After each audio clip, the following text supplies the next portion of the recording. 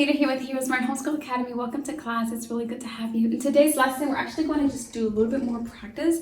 In yesterday's lesson, we were talking about area. Do you remember? We were comparing areas from two different shapes. Today's lesson, we're going to do a really brief lesson, just give you one more example of how to compare the area of two like kind objects. Let's open up with a word of prayer or start a morality decree. We'll get right into today's lesson.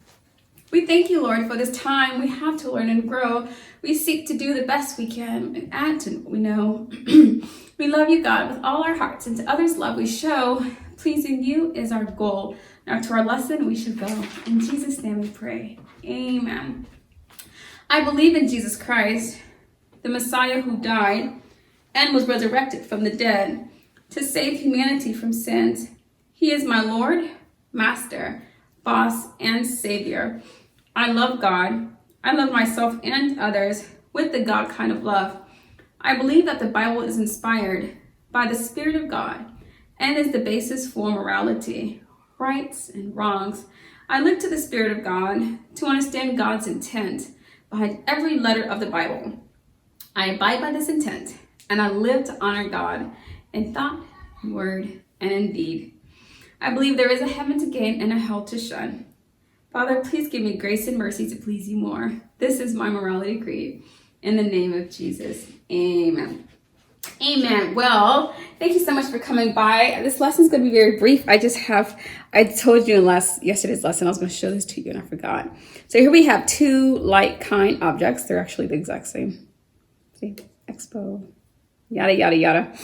We use this to clean our whiteboards. We need to use them often because we go through many different lessons for each grade year, for each set of curriculum. So for each curriculum, so it takes a lot of erasing.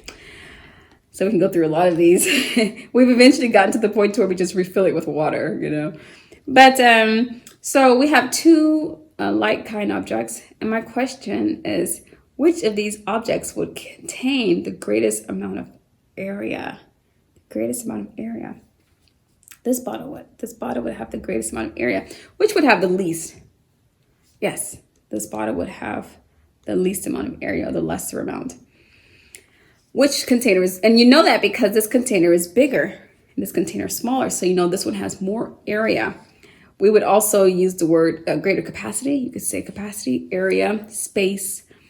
It has the most space, this guy, and this one has the least, if you will, or the lesser. Okay, I just want to show that to you. That's all I have for you today. Please open up your workbooks and take that opportunity to work on the exercise you have there, which is just a recap of what you learned yesterday. It just allows you to look at it again and make sure you fully understand everything you learned. Until tomorrow, God bless. I'll be your hero's buddy, and as you study with Heroesmart.